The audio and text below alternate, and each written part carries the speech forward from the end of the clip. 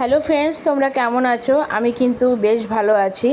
আজকে দেখো তোমাদের সাথে আরেকটা মিষ্টির রেসিপি শেয়ার করতে চলে আসলাম।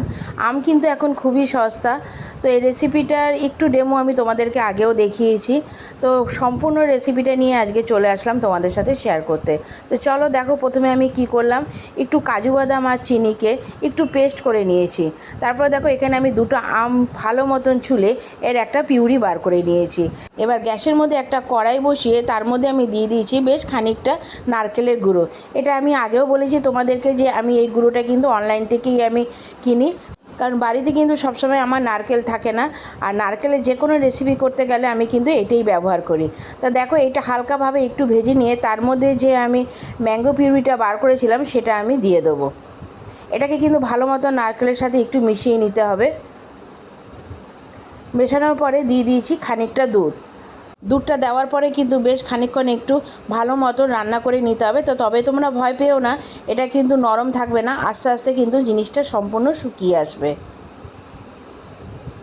এরপরে আমি যে ডাস্টটা বানিয়েছিলাম কাজু বাদাম আর চিনি, সেটার আমি বেশ খানিকটা দিয়ে দেবো, অল্প একটু আমি রেখে দেবো। তো সেটা তোমরা পরে দেখতে পাবে যে কেন আমি এটা রেখে দিলাম। এবার এই ডাস্টটাও কিন্তু ম্যাঙ্গোর সাথে ভালো মতন মাখিয়ে নিতে হবে। এরপরে একটু টেস্টের জন্য আমি দিয়ে দেবো খানিকটা গুঁড়ো দুধ। এটা তোমরা দিতেও পারো, নাও দিতে পারো, কিন্তু দিলে কিন্তু এই মিষ্টির টেস্টটা আরটু বেড়ে যায়। এবার এই দুধটাও কিন্তু ভালো মতন মিশিয়ে নেব। এবার দেখতে পাচ্ছ যে এটা হালকা এখনও নরম আছে, তো এটা হালকা আছে একটু রান্না করে নিতে হবে যতক্ষণ না এই ডোটা কড়াই থেকে ছেড়ে আসছে। কারণ যেহেতু এটা দিয়ে একটা মিষ্টি তৈরি করতে হবে, এটার ডোটা কিন্তু একটু ভালো মতন টানিয়ে নিতে হবে। এরপরে খানিকটা কিশমিশ আমি ছোটো ছোটো করে কেটে ওর মধ্যে দিয়ে দিয়েছি। এবার এই সম্পূর্ণ জিনিসকে ভালো মতন মাখিয়ে প্রায় 5-10 মিনিটের জন্য রান্না করে নেব। তোমরা দেখতেই পাচ্ছ যে এটা কড়াই থেকে মোটামুটি ছেড়েই আসছে। এবার এটা ঠান্ডা হয়ে গেলে কিন্তু আরটু শক্ত হয়ে যাবে।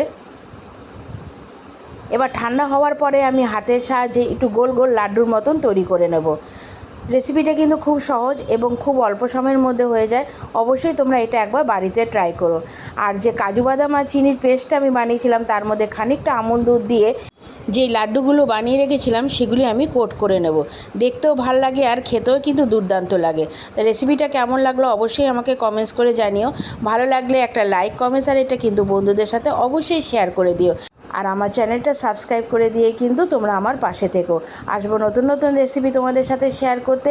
আর আম থাকতে থাকতে তোমরাও বানিয়ে ফেলো এই রেসিপিটা। তোমরা ভালো থাকো, এখনের জন্য টাটা।